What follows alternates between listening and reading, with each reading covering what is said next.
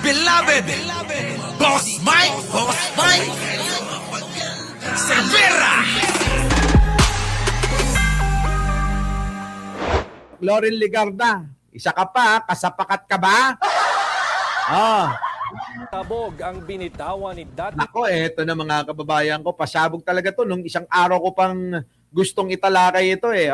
serye ng pasabog ang binitawan ni dating Manila City Mayor Lito Atienza Na? kaugnay sa paggawad ng prangkisa sa Nako. solar firm ni Batangas Congressman Nako Leandro po. Leviste. Nako. Bukod sa dinoktor umano ang puhunan nito, kinumbinsi din ng kanyang inang si Senator Loren Legarda, si dating Pangulo at ngayon Congresswoman Nako. Gloria Macapagal Arroyo. Narito ang Agenda Weekend Report ni Ivy Reyes. Bukod sa nilakad yan na. umano ni Senador Loren Legarda ang prangkisa ng solar para sa Biden Nako. Corporation o SP. Alam nyo mga kababayan, dating newscaster, ngayon mga kababayan, bilyon-bilyon na yung pera, no? Loren, magnanakaw ka ba? Mga kababayan, magtatanong lang ako kung ayaw sumagot ni Loren, kayo na sumagot Tanungin natin siya, Loren, magnanakaw ka ba? Loren, yan ba yung tinuro mo kay Leviste? Nagtatanong lang ako kung yan ang tinuro mo kay Leandro. Loren, magnanakaw ka ba? Bakit ganito nangyayari? Bakit ganito ang sinasabi ni Mayor Atienza? ayaw sumagot. Mga kababayan, kayo na ho sumagot kung magnanakaw siya. Eto na. PBC, questionable rin para kay former Buhay Party Nako, List ito na. Representative Lito Atienza Na? ang anyay pagdodoktor ng puhunan ni Batangas 1st District Representative Leandro Leviste. Kita nyo, pagdodoktor ng puhunan. Ang puhunan daw pala nito, 1 milyon lang sa kumpanya. Paano daw ho nakakuha ng kontrata o prangkisa o ano paman na bilyon-bilyon ang halaga? Bakit paano?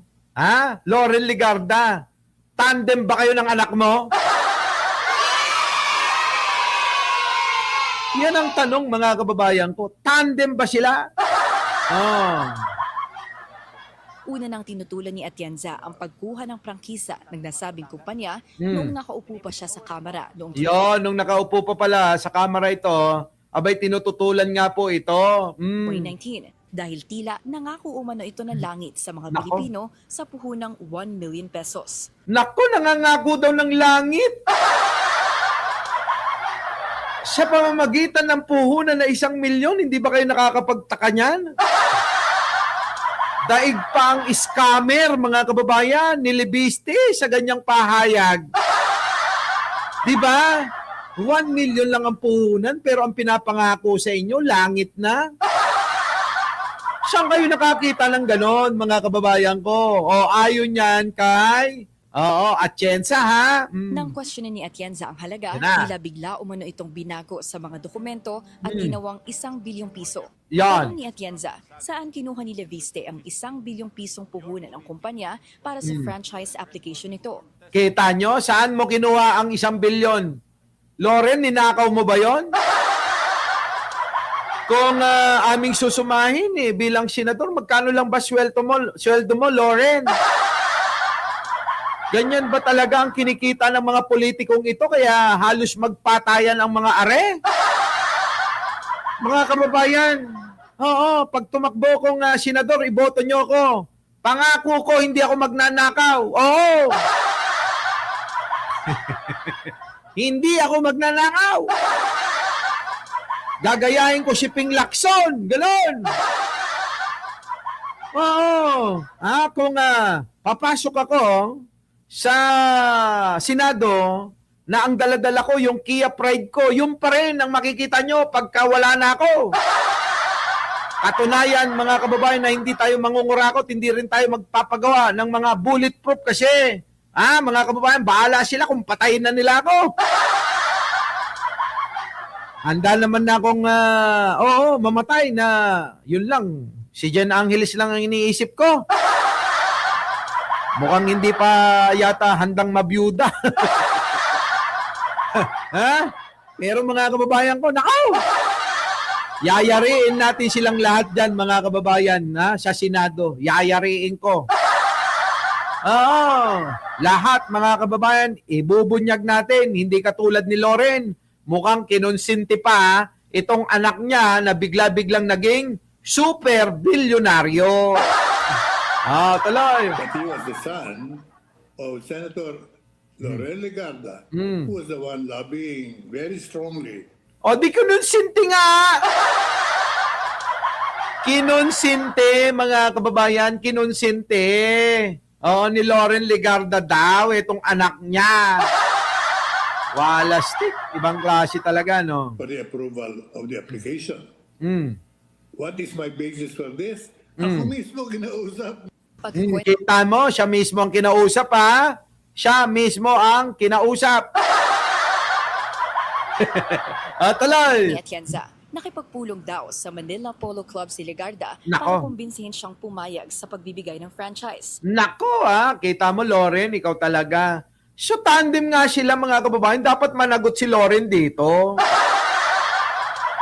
Managot ka, Loren, ha? Nako, Loren, ewan ko sa'yo.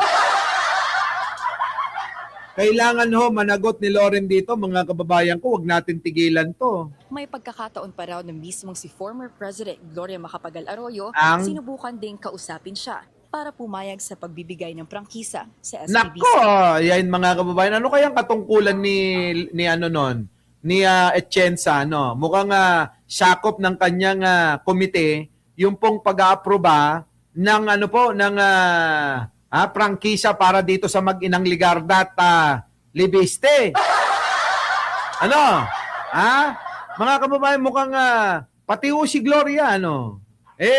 Mga kababayan, hindi lang siguro, mga kababayan, pumayag ang Atienza, kaya hindi nangyari sa panahon ni Gloria. Ani Atienza, produkto raw ito ng puspusang paglobby ni Legarda sa Nako. prangkisa ng kumpanya. Kita nyo? Nakita ko na talagang may epekto yung lobbying ni Senadora dahil sinabi sa akin ni ating Pangulo Gloria Macapagal Arroyo, Na? pagbigyan mo na si Loren dito. Alam mo na yan. Kita nyo, mga kababayan, si Gloria ang magnanakaw yung nagsabi na, pagbigyan mo na, pagbigyan mo na. Diba? Jolly lang, no? Sabi, Emily Banalag, Balanag. Mga kababayan, pagbigyan mo na, ka ni Gloria.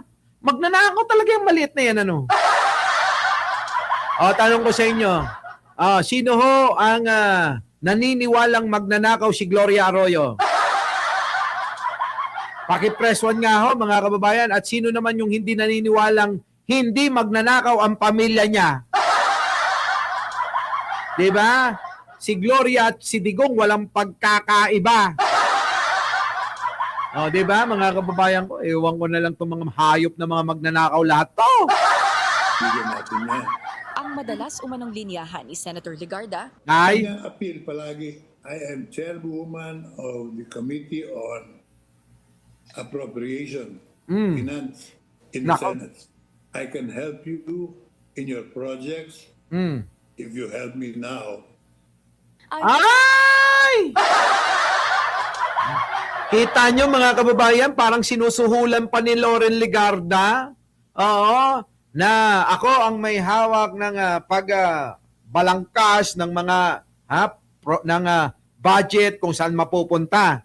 Kaya kitang matulungan dyan, Eka. Parang yung position ho ni Legarda ay position ho noon ni netong si Grace po. Di ba, mga kababayan ko? Kaya naman mga kababayan, etong si Legarda noon ni kongresista. Di ba? Hindi kaya? Kongresista ba si noon? Si Legarda, tagal na kasi, mga kababayan Nung naging, kung naging kongresista ba si Legarda noon, pero ito ho ang maliwanag. Sinusuhulan po ni Legarda, sino? Si Atienza! Diba? Suhol yun kay Atienza, may solar power experts din umano siyang kinonsulta. Senador. Di nga. Di parang si Grace po nga, yung kanyang katauhan noon, Tik na yan, na oh. hindi pabor sa setup ng solar firm ni Leviste Ah. dahil sa financial and technical discrepancies ng kumpanya. Nako. Matatanda- So maraming problema pala yung kumpanya, pero mga kababayan, nung panahon nun ni Digong, tsaka po yan nangyari. Ang sinabi ni Legarda noong 2019 Mm. na nag-abstain siya sa pagboto kaugnay ng pagbibigay ng franchise Nako. sa SPBC. Ah. Ani Atienza, tila nag-violate pa rin ito sa conflict of interest laws dahil sa matinding paglobby nito. Senator Legarda violated that provision then. Ah. Because he tried to Totoo naman, binayolate niya talaga mga kababayan. Abay, inimpluwensyahan mo para makinabang yung anak mong hayop kay. Alam niyo mga kababayan, itong mga hayop na mga politikong to, walang puwang talaga dito sa mundo. Tandaan niyo mga kababayan, kaya naghihirap ang bansang Pilipinas dahil ho sa mga pagnanakaw ng mga hayop na yan. Kaya po kayo naghihirap, mga kababayan, dahil po sa mga magnanakaw na yan. Tandaan niyo yan. Hanggat nananatili ang mga magnanakaw ng mga hayop na yan, mananatili tayong mahirap na bansa. tried convincing me at Manila Polo Club. Buwelta ng kampo ni Leviste, we refuse to give oxygen to a gaspy old man. Kaya't kahit na Kita mo, layo ng sagot mo. DDS na DDS, oxygen ng kita nyo yung sagot mga kababayan, ininsulto pa. Dadating at tatanda ka rin. Di ba mga kababayan ko? Tandaan nyo yung mukha nito. Ito po yung politikong anak ni Loren Legarda na inaakusahan ng pandurugas sa Kaban ng Bayan. Yan, yung mukhang yan mga kababayan ko. Yang mukhang yan. Huwag niyong kakalimutan yan. Baka sa susunod, kalimutan niyo yung mga issue ng pandarambong pagnanakaw ng mag-ina na to. Yung mag-ina na yan, mga kababayan, ito daw, sabi ni Atienza, ang gumawa ng kaparaanan para makakuha sila ng prangkisa.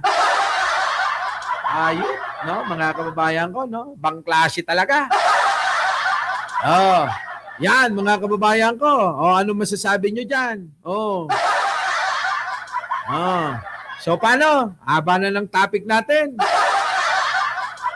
Pahinga na tayo. At hindi makakain si Jen Angeles, mga kababayan, nang hindi ako kasabay.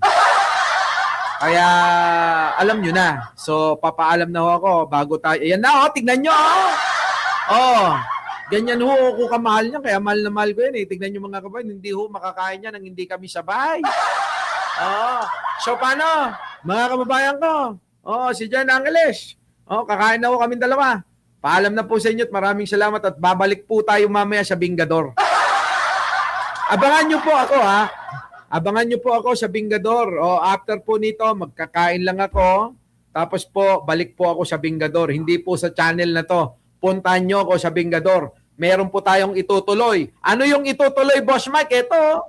House Committee on Justice Chairperson Jervil Luistro pa rin na kailangan nga bumalik sa Pilipinas. Itong si dating congressman, ako Bicol Party List Representative Saldico. Yan, mga kababayan. At ito pa. House Majority Leader Sandro Marcos na wag nang lumuhok sa mga deliberasyon at proceedings ng Kamara na may kaugnayan sa nihaing impeachment case laban sa kanyang ama. Kita nyo, mga kababayan, ganyan ho ang matitinong tao. Tatalakayin natin yan at meron po. Naku, eto na mga kababayan ko. Daho, eto naku. Nagulat kayo, bakit nawala sa showbiz at sa modeling? Dahil ginarahin na ho ng politiko. Yan ang ating tatalakayin, siya Bingador. Mamaya po yan. Naku, Diyos ko. Mga hayop na mga politiko to, nauubos na ho yung mga magagandang artista at mga modelo. Ginagarahin na ho ng mga matatandang mga politiko. So, maraming salamat po mga kababayan. Ako po ang inyong lingkod, Mike Cervera po. Ako po, lagi nagsasabing, mahalin natin ang ating kapwa, pagdasal po natin lagi ang ating bansa. Maraming salamat po. Our beloved Boss Mike Cervera.